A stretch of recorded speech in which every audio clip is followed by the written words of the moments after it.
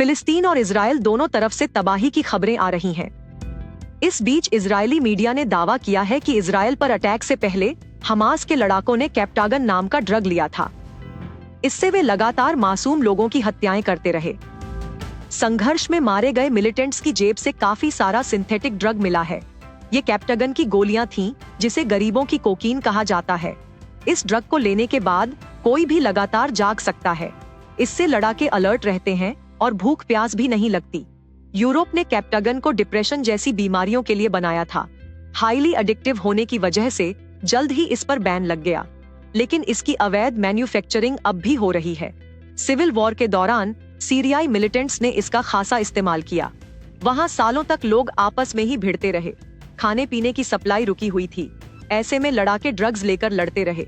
बाद में middle east के करीब करीब सारे देशों में इसकी सप्लाई होने लगी। आईसिस में भी नशे का इस्तेमाल आम था। वॉशिंगटन पोस्ट ने दावा किया था कि सीरिया में हो रही लड़ाई असल में ड्रग्स की वजह से थी। कैप्टागन लेकर आतंकी खुद को सुपरह्यूमन मानने लगते हैं। वे नशे में ही लगातार लड़ते भिड़ते रहते हैं और बच्चों की हत्याओं से भी नहीं झिझकते।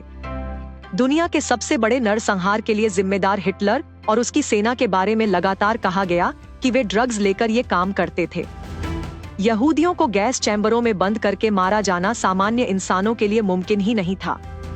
ऐसे काम करते हुए किसी अफसर या सैनिक के दिल में दया या ग्लानि न आए, इसके लिए हिटलर सबको नशा दिया करता था। हिटलर खुद भी रोजाना कई तरह के नशे करता था। यहाँ तक कि लड़ाई या हत्याओं से पहले पूरी की पूरी नाजी पार्टी मेथेम्फेटामीन नाम का नशा लेती थी। मेथेम्फेटामीन सीधे सेंट्रल नर्वस सिस्टम पर असर करता है। इसे लेने पर शरीर और दिमाग जोश से भर जाता है और व्यक्ति लगातार काम कर पाता है। यही वजह है कि हिटलर के सैनिक ये नशा करने लगे। उन पर खुद को बेहतर साबित करने का तो दबाव था ही, साथ ही लाखों हत्याओं के गिल्ट को भी दूर रखना था। ऐसे में मेथेम्फेटामीन से बेहतर और सस्ता कोई नशा नहीं था। हिटलर के दौर में इसे क्रिस्टल मेथ कहा जाता था। जो सैनिक नशा लेने से मना करते, उनके खाने में इसकी मात्रा मिला दी जाती थी। यही वजह है कि वे बिना रुके लगातार कत्लेआम मचाते रहे।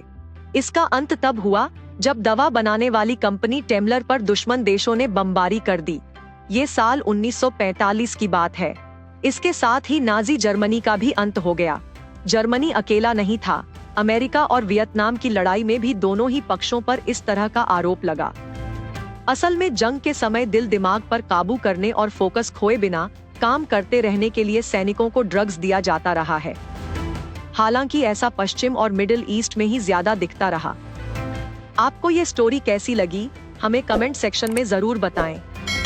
ऐसी ही स्टोरीज और अपडेट्स पाने के लिए सब्सक्राइब करें आज तक AI।